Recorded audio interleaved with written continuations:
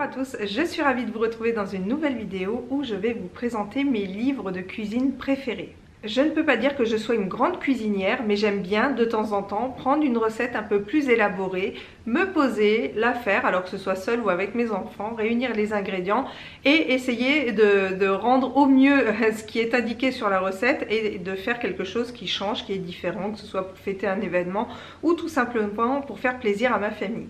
Pour ce qui est du quotidien, la plupart du temps, c'est moi qui fais à manger, donc je recherche principalement des recettes simples, rapides et surtout qui plaisent à tout le monde. Et surtout, je ne cherche pas qu'il y ait énormément d'ingrédients dans mes recettes, qu'il y ait énormément de matières qui soient assez difficiles à trouver. Je préfère que ce soit des choses que je retrouve dans n'importe quel magasin, que ce soit simple quand même à réaliser, à faire, de trouver les ingrédients. Voilà, quelque chose de simple, rapide et efficace.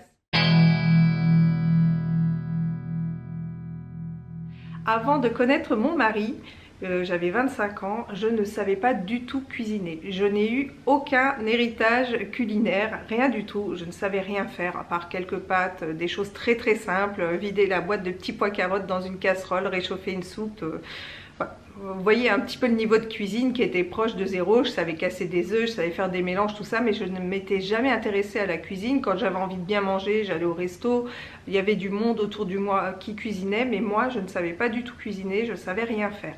Et en 2004, je rencontre mon mari. En 2005, on s'installe ensemble. Et là, je me suis dit, parce que lui non plus ne savait pas vraiment trop cuisiner, et là, je me dis, si on veut manger quand même des choses sympas, va falloir s'y mettre, va falloir commencer à faire, à savoir faire quelques plats qui sortent de l'ordinaire. Et c'est comme ça que j'ai acquis ce livre, alors qui est encore trouvable à l'occasion.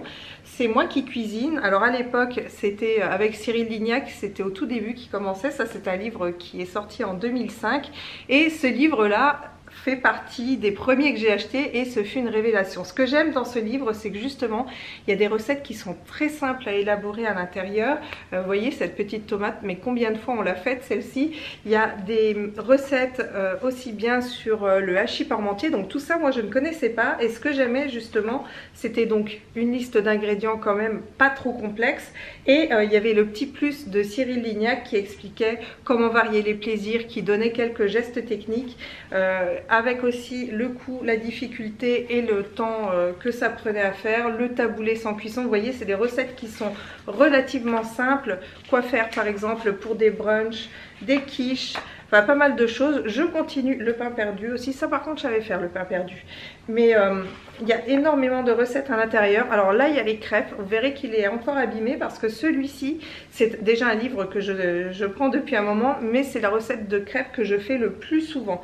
Donc je continue quand même à l'utiliser, à le regarder. Alors je le regarde avec nostalgie. Ce que j'aimais bien aussi, c'est qu'il y avait des thématiques, par exemple les dîners entre potes, les dîners par exemple quand on reçoit ses beaux-parents. Il y avait pas mal de choses comme ça, ce qu'il fallait absolument avoir dans son frigo, ce qu'il fallait avoir dans ses placards. Enfin, pour moi, je trouve que c'est un livre qui m'a donné une très bonne base pour la cuisine, pour savoir un petit peu ce qu'il me fallait en ustensiles, ce qu'il me fallait dans mon placard. C'est un livre coup de cœur et il est encore trouvable et c'est vrai que ça, c'est le... Alors maintenant, il y a d'autres ouvrages qui ont dû sortir dans le même style, mais vraiment si vous avez un cadeau à faire à quelqu'un qui s'installe, qui ne sait pas cuisiner, ou si vous n'avez jamais fait vraiment de grande cuisine et que vous voulez un peu essayer quelques recettes qui changent de l'ordinaire ou aussi trouver des recettes traditionnelles, celui-ci fera bien l'affaire. Et je pense que ce livre-là, je le lèguerai après à mes enfants, je leur donnerai quand ils seront plus grands et quand ils s'installeront parce que pour moi, c'est vraiment une bonne base.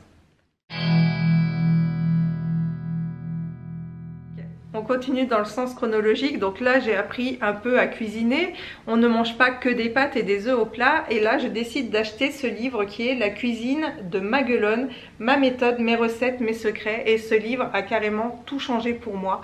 C'est une mine d'or. Je pense que si je devais choisir qu'un seul livre de cuisine, c'est celui-ci que je garderai, tout simplement parce que tout est dans ce livre. Alors elle va nous parler de la cuisine française mais aussi de la cuisine régionale et elle va nous donner un peu l'histoire de tous ces plats, de tous ces gâteaux, de tous ces sirops. C'est une mine d'or. Vraiment, c'est mon livre coup de cœur.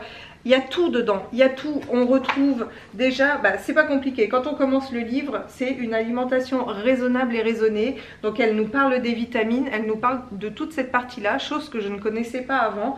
Et ensuite, elle va nous expliquer les cuissons. Elle va nous aider à faire le choix dans les matières grasses. Elle va nous dire comment cuire des œufs, alors avec toutes les méthodes qui puissent exister pour faire des œufs. Elle va nous donner différentes recettes de vinaigrette, pareil avec tout décliné de la plus simple à la plus compliquée. Elle va nous expliquer quelle est la différence entre une soupe et un potage. Vraiment, c'est une mine d'or. Les pâtes, la pâte à pâte, pour faire ses propres pâtes, tous les gratins, tous les sautés, tous les ragoûts. Elle va même nous expliquer comment acheter une viande, quel morceau choisir, toutes les choses sur lesquelles il faut faire attention, les cuissons au four. Il y a toute la partie boulange, la partie sirop, la partie dessert et entremets, les repas du dimanche, les volailles du dimanche. Enfin, voilà, ce livre, vous l'aurez compris, j'en suis littéralement amoureuse. C'est vraiment pour moi l'ouvrage qui a tout changé, qui m'a fait aussi aimer la cuisine, qui m'a justement donné l'histoire. Comme moi, je n'avais pas vraiment comme je vous le disais, d'héritage familial niveau cuisine. Eh bien, j'ai l'héritage de la cuisine de France, en fait, de l'histoire de la cuisine. Et c'est là que ça a commencé un petit peu à m'ouvrir à la cuisine, savoir que c'était important, que le fait de recevoir, d'avoir des bons plats, cette ambiance qu'on peut avoir conviviale, quelle était l'essence même du partage de la cuisine finalement, parce qu'on passe un peu de temps à choisir ses aliments, à les préparer, à les cuisiner et ensuite à les partager. Et c'est là que j'ai compris la vraie valeur de la cuisine et l'importance d'un plat, l'importance d'une bonne recette. Même si, comme je vous le disais au début, je ne suis pas une grande cuisinière, mais j'aime des fois prendre le temps pour élaborer un bon repas, d'avoir des gens autour de moi qui seront là pour l'apprécier. Et comme je vous le disais, c'est pour moi l'essence même de la cuisine, du partage. Et c'est ce livre-là qui m'a ouvert les yeux sur ça. Je vous mettrai des liens dans la barre d'infos parce que je sais qu'il est encore trouvable d'occasion. À mon avis, très certainement, il doit être trouvable aussi sur tout ce qui est brocante, sur aussi les vides-greniers que vous pourrez retrouver cet été. S'il y a bien un livre que je conseille parmi tous, et comme je vous le disais, le seul que je garderai, c'est celui-ci. Il m'a ouvert les yeux et quand vraiment je veux trouver une recette qui sera faite dans les règles de l'art avec tous les bons ingrédients, comme par exemple, je suis bourguignonne. En vrai, je suis lorraine. Je suis née à Metz, mais j'ai plus chopé la culture bourguignonne. Et pour moi, par exemple, faire un bœuf bourguignon avec autre chose qu'un vin de Bourgogne, c'est pas concevable. Eh bien, vous voyez, il y a des recettes comme ça où, par exemple, on va pas mettre de la saucisse de Toulouse n'importe où, dans n'importe quel plat. On peut pas comparer ça, par exemple, avec de la saucisse de Morteau. Il y a des fois des personnes qui mettent de la saucisse de Morteau, par exemple, dans un cassoulet. Vous voyez, c'est ce genre de petites choses. Avec ce livre, on est sûr de ne pas se tromper et de ne pas faire les mauvaises associations. Voilà, c'est ce que je voulais dire. Pour ça, c'est des recettes quand même très puristes. Après, bien sûr, on agrémente autrement, mais au moins, on est sûr de ne pas se planter avec ce livre. Donc, La cuisine de Maguelone, ma méthode, mes recettes, mes secrets, c'était aux éditions. Alors là, j'ai édition Sud-Ouest. Mais comme je vous le disais, j'essayerai de vous mettre des liens dans la barre d'infos.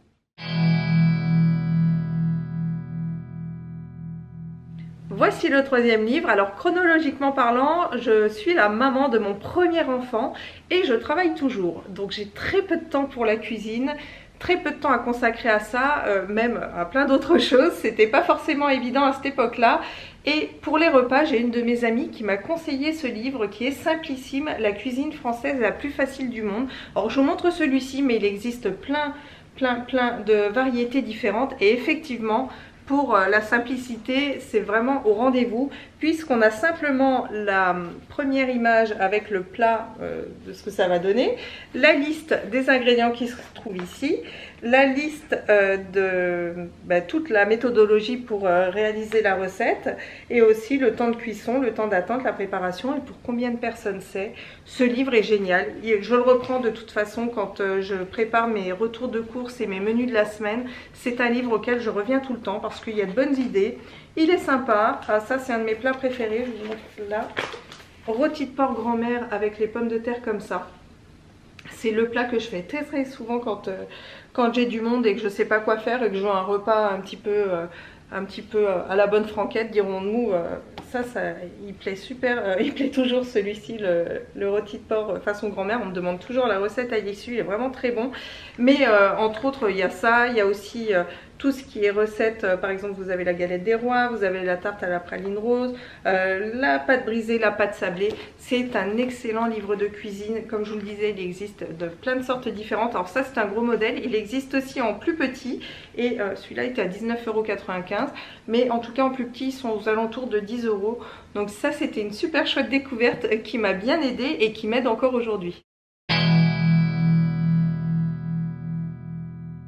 Arrive ensuite ce livre, ça correspond à la période où j'ai eu mon deuxième petit garçon, donc là je savais très bien que le temps allait être très limité et plusieurs d'entre vous m'avaient conseillé justement d'investir dans un Cookéo, chose que j'ai faite Noël 2019 donc, et par la même occasion mon mari m'a offert ce livre qui est la Bible officielle au Cookéo et ce livre là a été parfait. Il m'a aidé à réaliser plein de recettes au Cookéo.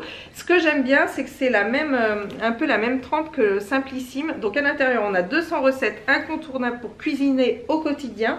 Et là, on retrouve la photo du plat ainsi que les ingrédients. Donc là, c'est pareil, on tombe toujours sur des ingrédients qui sont relativement faciles à trouver et dont c'est pas une liste longue comme le bras. Ensuite, on a la méthodologie.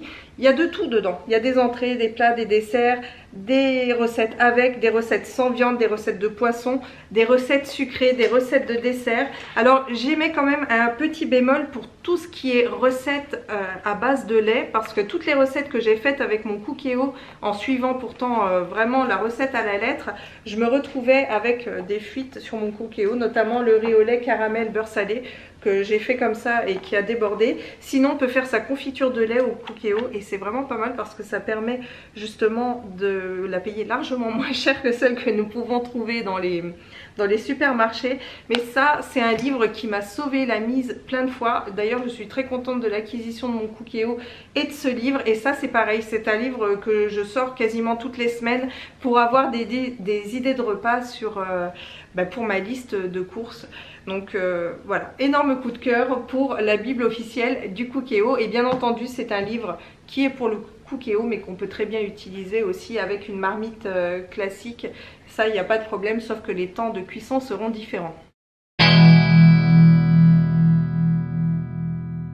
Ça y est, nous revoilà maintenant dans le présent avec ce livre qui est les 100 meilleures recettes de Joe. Alors avant, j'utilisais l'application, alors non pas pour faire mes courses parce que je n'ai pas de magasin partenaire avec Joe et je ne peux pas faire mes courses de cette manière-là malheureusement, mais simplement parce que j'utilisais leurs recettes. C'est un peu comme Kitok. Kitok, j'aime bien et j'aime bien aller dessus de temps en temps pour regarder leurs recettes parce qu'elles sont vachement bien. Et du coup, Joe, c'était la même chose. Et j'ai vu ce livre qui était en kiosque et je me suis dit que j'allais l'acheter parce que finalement, je faisais pas mal de recettes de leur application.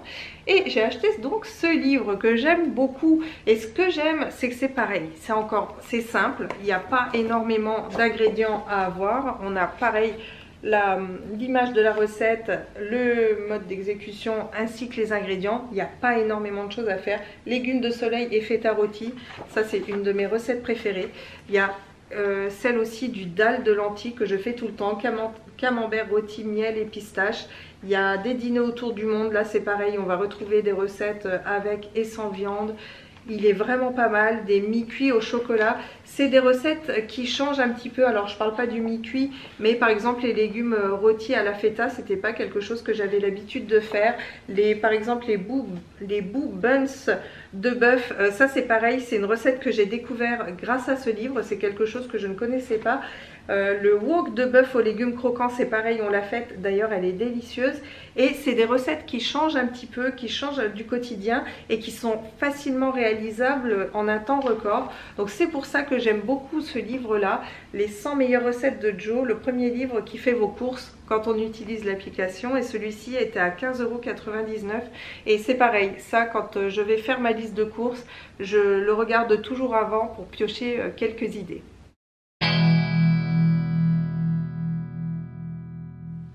Là, on va parler d'un livre groupie, si je puis dire, puisque c'est le livre de Dev. Alors Dev, je suis fan de lui depuis des années. Alors pas que pour ses chansons, mais aussi pour l'homme qu'il est, sa manière de dire, sa manière de voir les choses, son soutien aussi pour la cause animale. C'est vraiment quelqu'un un des artistes que j'aime le plus. Et ouais, on peut dire que je suis fan de Dave. Et quand il a sorti son livre, j'ai eu envie de l'avoir. Ça fait maintenant quelques années que je l'ai. C'est un livre de cuisine. On va retrouver toute sa générosité en fait. À travers ce livre, on sent que c'est un homme généreux, c'est un homme qui a envie de donner. Et on va traverser toute sa carrière. Au fil, il nous donnera des recettes qu'il a eues quand il a fait un voyage dans divers pays, enfin quand il a fait des voyages dans divers pays. Il va transmettre des recettes de son pays à lui, de son pays d'adoption, des recettes qu'il partage avec ses amis, avec sa famille, les croquettes de sa grand-mère. C'est un livre qui est ultra généreux, qui retrace en même temps avec une humilité exemplaire tout son parcours. Si vous aimez Dave, si vous aimez les recettes, alors c'est beaucoup plus des recettes salées que des recettes sucrées, mais en tout cas pour en avoir essayé pas mal, autant vous dire qu'elles sont très bonnes, elles passent très bien. Et à chaque fois que je les ai faites, j'ai eu des compliments. Alors bien entendu, à chaque fois que je les fais, je précise que ça vient de ce livre. Et d'ailleurs, il y a eu quelques personnes de mon entourage qui sont allées acheter ce livre justement par rapport à tout ce qu'il contient. C'est vraiment un très bon livre que je conseille vivement et que j'aime beaucoup.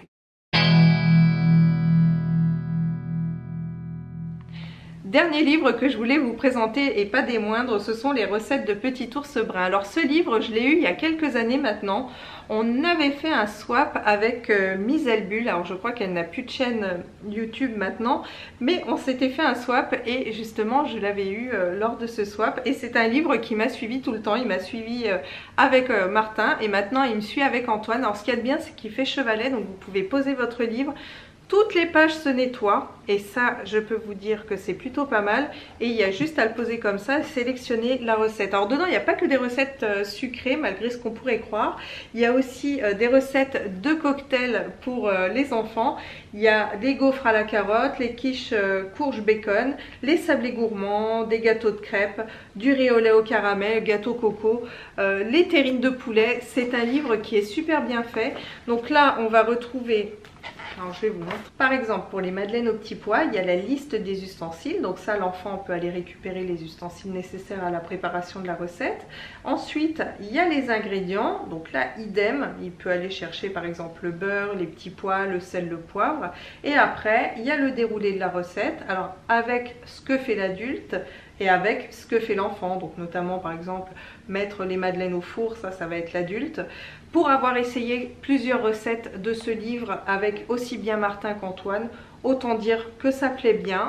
C'est eux des fois qui choisissent les recettes. Alors je suis très contente quand ils choisissent les madeleines aux petits pois. Ça leur fait manger des légumes, découvrir des légumes. C'est chouette. Travailler aussi les ingrédients. Et puis c'est aussi l'héritage culinaire, hein, faire la cuisine avec ses enfants.